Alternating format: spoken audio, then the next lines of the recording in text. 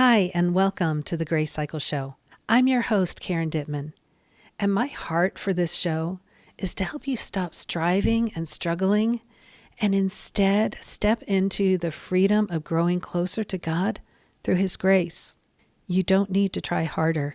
You need to try different. Because sometimes life feels like a crazy hamster wheel. You want to get off, but it just won't stop. And if you feel that way, I invite you to take my quiz, How Fast Is Your Hamster Wheel Spinning? You can find it at hamster.onefit-wellness.com or click on the link in the show notes, and it will only take you about 50 seconds. This quiz will help you to see what's spinning your hamster wheel, how that's impacting you, and you can discover what you can do to help slow it down. In today's episode, I have an interview with author Elsie McKenney, who has an incredible story about how through God's grace, she was able to escape from a cult. Elsie McKenney was born in Idaho and raised in a little Mennonite community. When her family moved to northern Michigan, they became entangled in a cult, and Elsie's 10-year struggle and her harrowing escape inspired her award-winning novel, Eve's Covering. She is now in the editing stages of her next novel, Hunted, based on a true story of resilient faith. Faith and family are the most important things in Elsie's life. She is the mother of 2 adult children and Mimi to 3 awesome grandchildren. Number 4 is on the way. Elsie studied creative writing at Ferris State University, where she earned the Excellence in Language and Literature Award. She went on to teach literature and composition at an academy while living in Ukraine as a missionary.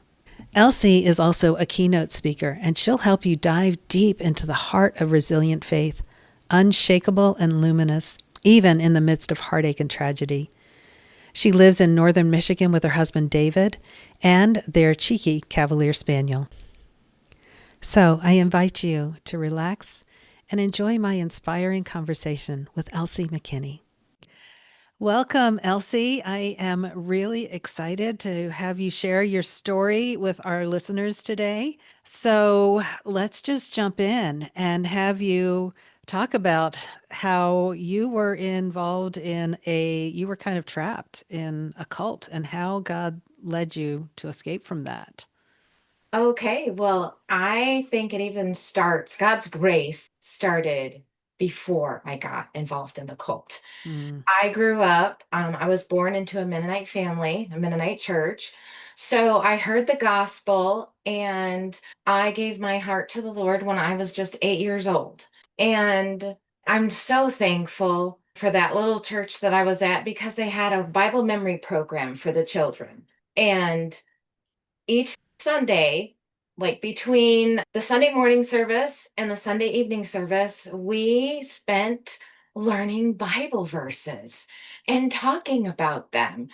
So it was greatly encouraged. And after each 100 verses that you learned, you got a little book. It was of missionary stories. And I still have one of those. I learned 300 verses from the time I was 8 till the time I was 10. And I believe that's what God used that to protect my heart and my mind when my family was enticed away from the Mennonite church and into this cult when I was 10 years old. And how did that happen? Tell us. It's very interesting. This is just speculation too, because my parents are gone now. They have died. My speculation is that they were searching. They were eager for like spiritual things. A traveling evangelist happened by and they were invited to his crusades, is what he called them. Well, they talked about like spiritual things, but stepping into the spirit world, seeing into the spirit world, all sorts of like mystical things and how you could know your future. Him and his wife said that they had the power to see the future and God spoke only to them. And they started controlling my parents, like telling them what God wanted them to do. Like, of course, give them money. Of course. And when I was 12 years old, we sold everything we had, bought a motorhome, and followed them. So there was no name to this cult. It was just this family, this young family. They had two little children who also had a motorhome, and they just traveled around preaching false gospel for money. And this was back in the 80s, so they could live totally off grid. We lived totally off grid. And so we just did this for about a year, followed them, gleaning off of them. It was like a mutual situation until money ran out. And then, oh, they just left us high and dry in California. I'm from Michigan. And so my little brother was with me and my mom and dad. So I was 12 and he was like 8 or 9.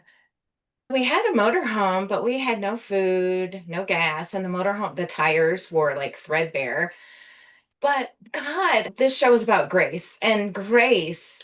Like as a child, as a 12-year-old, I wasn't afraid. I mean, like, oh yeah, my parents will figure it out. And God will take care of us. And I just thank him for that. I'm gonna start crying. But Mm. someone like my dad had like a friend or something in California who knew of a church that was being built. My dad was a carpenter. And so he got a job building this church. So all winter, that next winter in California, we lived like on the beach and Marina, California. My brother and I were homeschooled. And so for that winter, and then we went to that church. So we had a little church family while we recovered from these cult leaders. And then we were able to get enough money to come back to Michigan, where we were from. My mom's family, my grandmother and grandpa, they had a trailer park. So we just parked our motorhome there, and then I thought, okay, now what? Are we just going to live in this motorhome forever? But again, God, I don't know all the answers, but somehow, and I know it was God, gave my dad a job that was like an awesome job. He got a job at an antique shop fixing antique furniture, and the owner was so like impressed with my dad. He called him like the miracle worker of furniture, that the owner bought a house in Harbor Springs, which is like a really fancy area. It's an old house, and had my dad, he's like, you're going to remodel this. And I'm going to pay you to remodel, and you can live in it rent free, bring your family. And so we went from selling everything, having nothing, living in a motorhome that was falling apart, and God gave us this place to stay. And I was in 8th grade when we moved there. So I got to go to this really good school and learn and graduate from that school. And God was just so good. But the devil, he tries again and again. So I thought, in 8th grade, I'm like, okay, we have a new place. Those cult leaders, they can't find us. There's no way. We are free. I am home free. I was in school, I was in theater and tennis. And one day I came home and the cult leader is sitting at my kitchen table. Oh my goodness. I know, I'm like, God, why did you let them follow us? And so the cycle started again. Like Mm. they're like, oh, it was just a misunderstanding. We were going to come back and get you. We were going to give you all this money. And so they just started reeling my mom and dad back in. And I was like, I put on my brakes. I was a rebellious teenager. And I'm like, I'm not falling for that. But I was young and living in a house where, like, I quickly became the black sheep. I quickly was like, oh, you're listening to Satan. There's an evil shroud over you. And it was like, I knew, I mean, I prayed. I'm like, Lord, if this is of you, just guide me, help me. So I didn't feel like Satan on me. They try to cast the devil out of me and whatever. And I'm just like, I just try to spend my day at school. But they, year after year, like by the time I graduated, I had totally given up. I had totally caved because that was the only way that I had any peace at home. Mm. But Yeah. God didn't leave me there. Mm. Even when it seemed like Satan kept piling it on. Like I wanted to go to school, I was going to go to college, but the cult leaders, they prophesied that if I went to college, something really horrific was waiting for me there. And it actually like scared me. And so I'm like, you know what? I'm just not going to do it. But then they also persuaded me to join them and follow them. So they were able to split up my parents. When I left with them to travel, they got my parents to leave and supposedly start a mission like in Florida, and they would catch up with them. Like took my little brother out of school. And so, and this was the 80s. This was like 1984, where no cell phones. Like then I quickly realized, I think after about a week, I realized I made a terrible mistake, but I didn't know what to do about it because I was so used to saying okay to these people. Like if I started to rebel, I felt the repercussions and I didn't know what was going to happen to me if I said, you know what, I want to go back home. So I was with them for about a year until it got to the place where like my eyes were open and I knew like these people, they're, they were evil. They were not obeying, God's laws. I mean, they were very like spiteful and abusive. And one morning when I got attacked with a knife and I ran, Mhm. I just fled.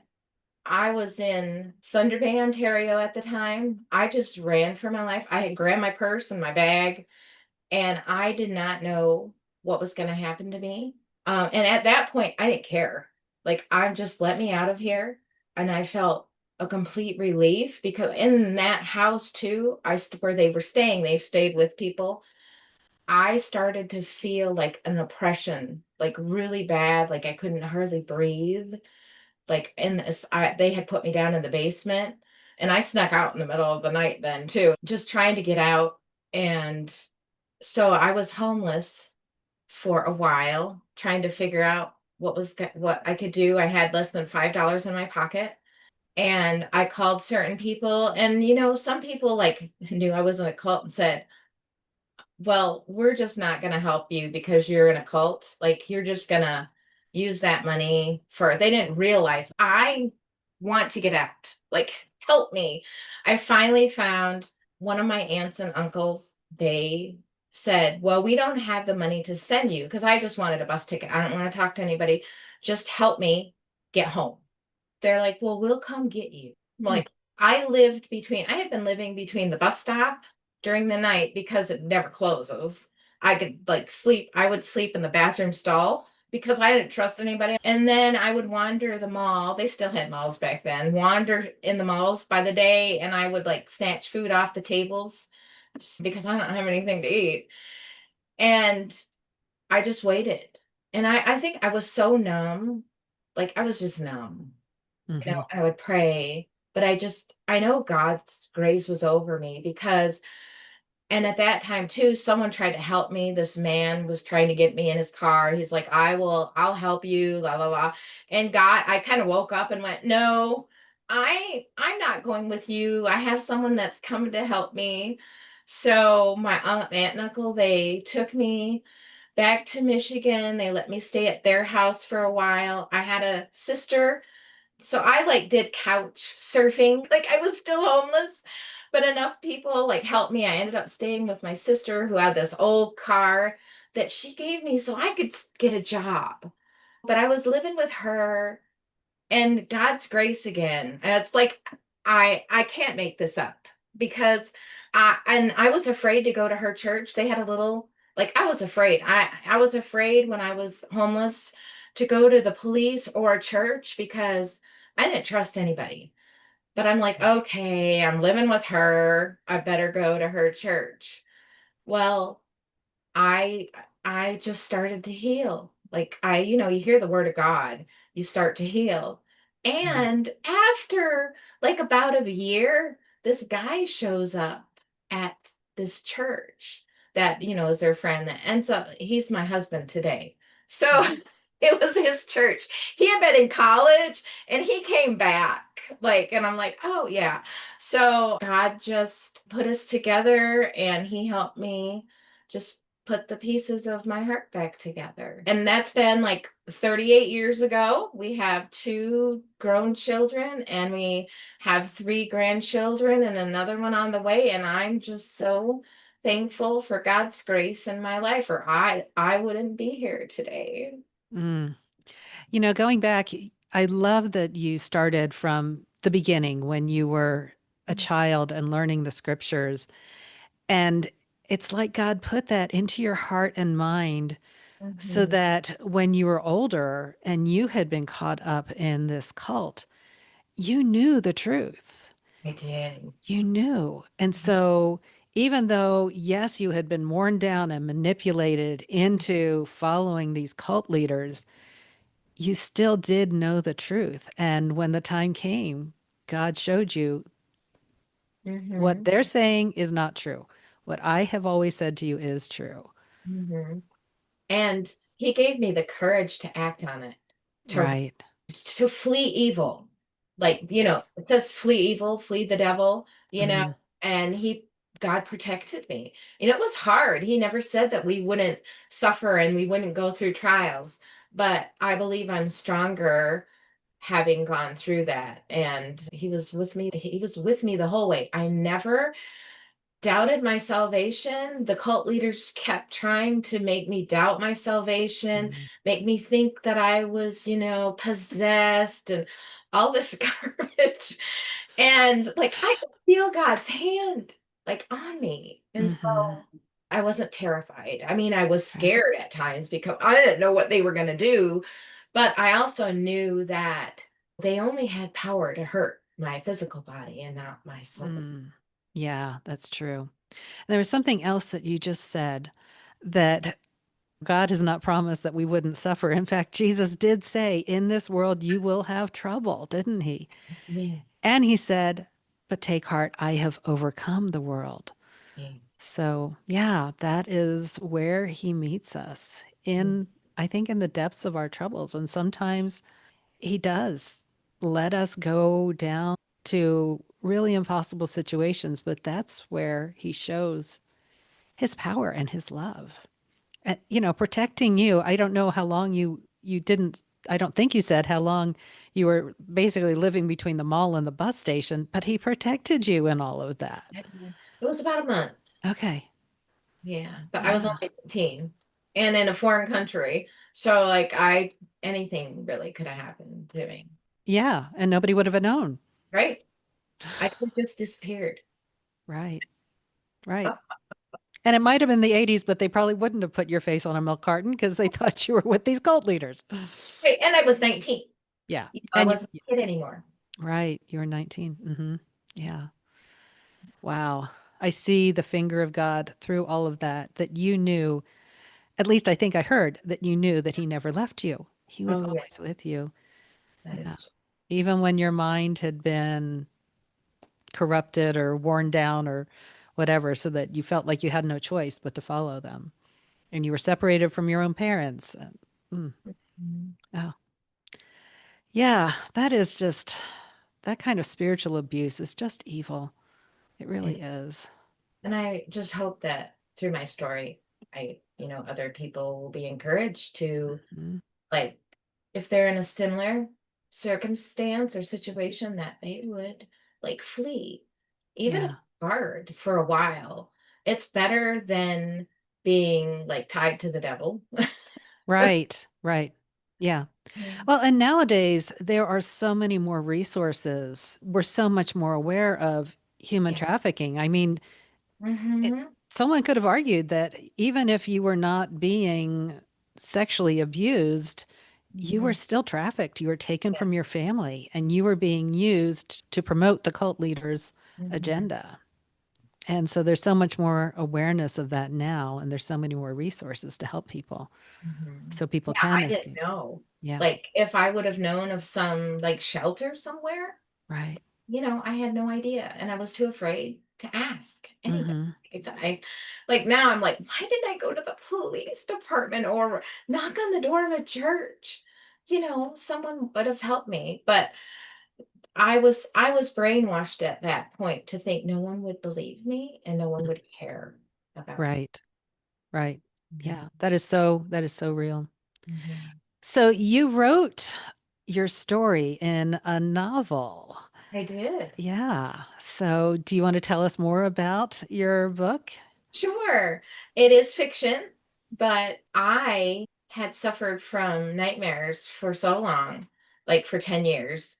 And I just started journaling. And then I thought, well, I'll write a memoir. But, I just couldn't write about certain things. So it turned into fiction. It turned into a thriller because some of the things that happened to me. Like I said, I was attacked with a knife and just like the emotional turmoil that I went through and being on the road with them, it lent itself to being a thriller, like, and some mystery. Like, I didn't know some things. It's funny that you picked up on trafficking because I think they were trafficking people. A few of my friends disappeared and I didn't know what happened to them. And so I wove that into the story and and with all that, like my nightmares, I don't have nightmares anymore because I guess I became Eve. She's my character. And I was able, because I just ran away, I wanted a story where it ended well. And it did end well for me. I got out and I married this wonderful guy, but I wanted it to like wrap it up in this awesome story. So that's what I did. Yeah. That's great. And where can people buy your book, Eve's Covering? Well, you can get it on Amazon or you can get it on my website, elsiemckinney.com. Okay, Yeah. great. Great. So if you would want to leave our listeners with just one thought or one takeaway, what would you want people to hear from our conversation? I was thinking about that and my mind went to Habakkuk 3:9, and I'll read it for you if I can keep from crying. The sovereign Lord is my strength. He makes my feet like the feet of a deer. He enables me to tread on the heights. On the heights. So, God, He is sovereign. So, trust in His plan for your life. He knows what He's doing, and He has your best interest at heart. Mm, yes. Even in the hard, we can Even in trust the that he hard has. Yeah. I mean, and we say hard, but who would want to live what you've lived? I mean, not just hard, like times. traumatizing. So thank you so much. And it's just so good to see how God has taken this evil that was done to you and your family and has turned it into a way to bless and minister to others. So thank you for sharing your story, Elsie. You're welcome. Yeah, Thank you for having me. you're welcome. And we'll have to have you back another time because I know you've got more stories. I So, do. yeah. All right. Well, thank you. What an amazing story, right? And I have to tell you, I realized after I finished this recording with Elsie that I never closed the loop on what happened with her parents and her brother. So I went back and I asked her, were they able to escape from the cult? And she told me, yes, praise God. They were able to escape from the cult leaders also. So there's the end of the story, a little more tied up than it was in my conversation. So I hope you've come away from this really inspired and encouraged by Elsie's story. But also, I'm aware that sometimes we hear stories like this and we think, well, that's great. But what about me, really?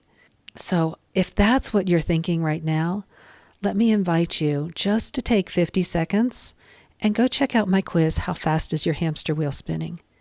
Because what I have found is when I'm stuck on that hamster wheel and I can't see anything other than what's right in front of me, it's hard for me to see God and see where He is in the midst of it. So if that's where you are, please go check out the quiz at hamster.onefit-wellness.com or click on the link in the show notes. Like I said earlier, it'll only take you 50 seconds, and the quiz and its results will help you figure out your next steps to thrive by living in grace. So that's it for today. Would you take a second to subscribe to the show so you're notified when future episodes come out? And also, it would mean the world to me if you would rate or review the show, and that way more people can find out about it. Until next time, remember to get curious, stay connected, and live in grace.